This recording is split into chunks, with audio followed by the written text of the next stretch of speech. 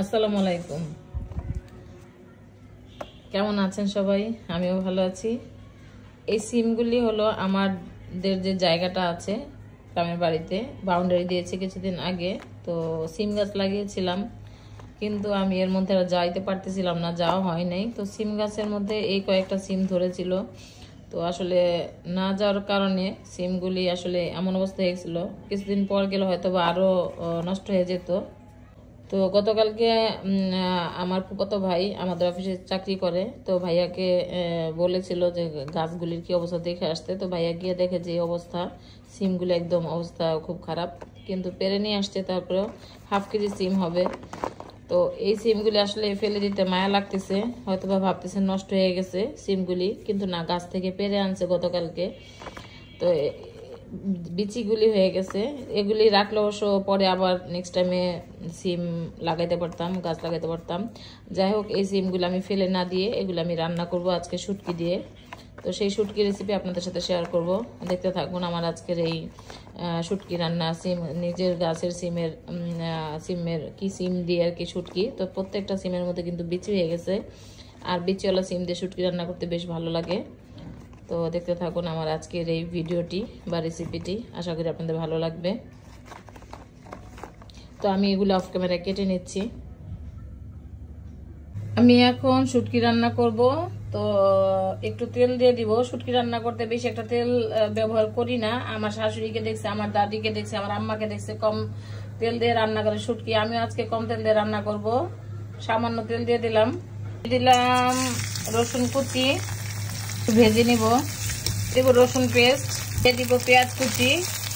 শুটকির মধ্যে একটু রসুন বেশি দিতে হয়, তাই আমি রসুন কুচি আর রসুন পেস্ট দিয়ে দিচ্ছি। আর কিছুটা পেঁয়াজ দিচ্ছি, একটু ভেজে নিব। একটু ভাজা হয়েছে, এখন আমি শুটকি আগে থেকে ধুয়ে রাখছি, সেই দুইটা শুটকি এখন দিয়ে দিব। এই শুটকি দুটা দিয়ে দিব। এই দুইটা শুটকি হলো বাঁশপাতা শুটকি, এগুলি একটু ভালো মতো ভেজে নিব আর কি।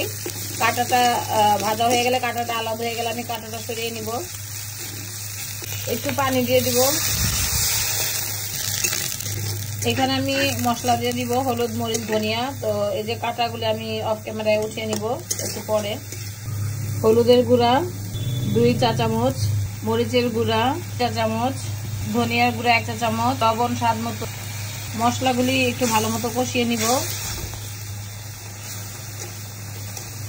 আমি কিন্তু অনেকক্ষণ মশলাটা কষিয়ে নিয়েছি অফ ক্যামেরায়, খুব ভালো মতো কষিয়ে নিয়েছি। এখন আমি সবজিগুলি দিয়ে দিব।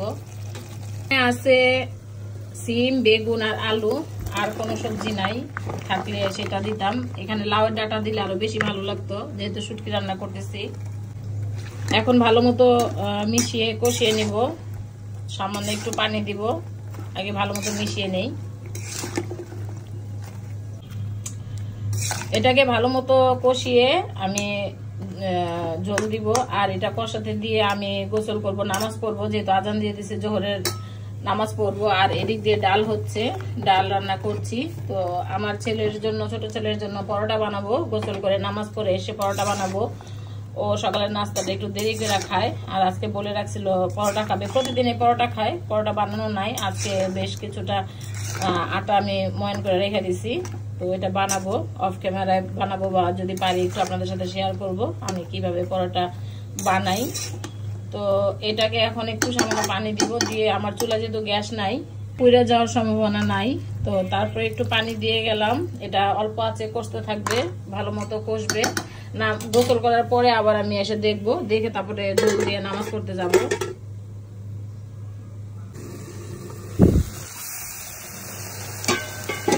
অনেকক্ষণ ধরে কষানো হইতেছে, তো দেখতে পাচ্ছেন খুব। এখন এখানে কিছুটা টমেটো, 3টা টমেটো আগে থেকে কেটে রাখছি, এটা দিয়ে দিলাম। আর সামান্য একটু পানি দিব। ভালো মতো কষানো হয়ে গেছে। এটা কষাতে দিয়ে আমি গোসল করলাম, নামাজ পড়লাম। অনেক লোভনীয় লাগতেছে। আমি এখন একটু পানি দিয়ে দিব।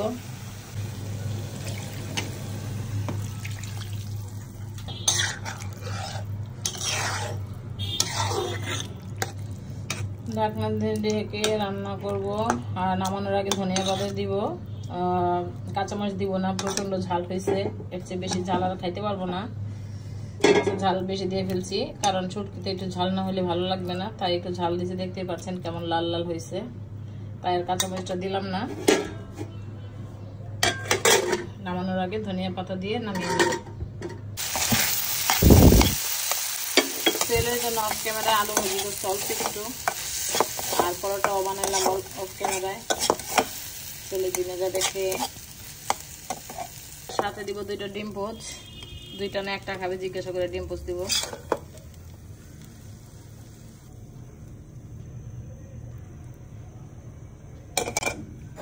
পরোটা 1টা খাবে, এই যে এখানে বানাইতেছিলাম, এই যে অফ ক্যামেরায় বানিয়ে নিব বাকিগুলি। এখন ডিম পোচ করবো।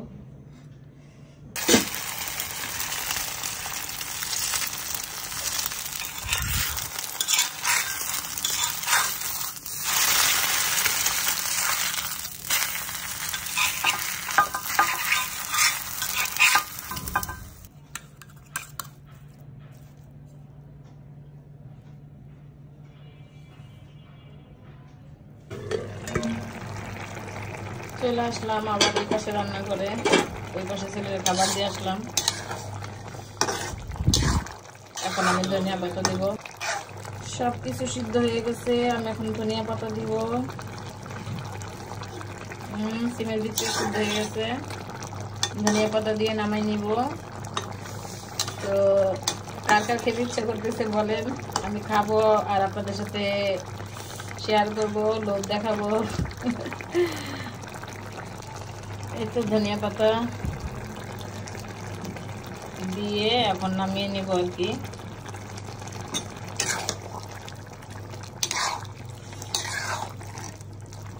তৈরি হয়ে গেল শুটকি রান্না। বাঁশপাতা দিয়ে লিচিওয়ালা সিম দিয়ে আলু দিয়ে শুটকি রান্নার রেসিপি। ছেলে পরোটা খেয়ে ভাজি রাখছে, ডিমের কুসুম ও খায় না, ডিমের কুসুম রাখছে, ফেলে দেই নেই, খেয়ে ফেলবো। আর হলো আমার শুটকি, স্পেশাল শুটকি রান্না আজকে, শুটকি দিয়ে ভাত খাবো। আমার এখনই খাইতে ইচ্ছা করতেছে। আল্লাহ, বিসমিল্লাহ।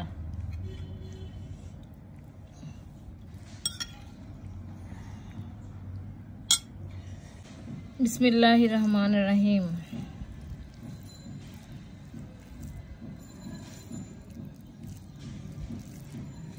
বিসমিল্লাহ।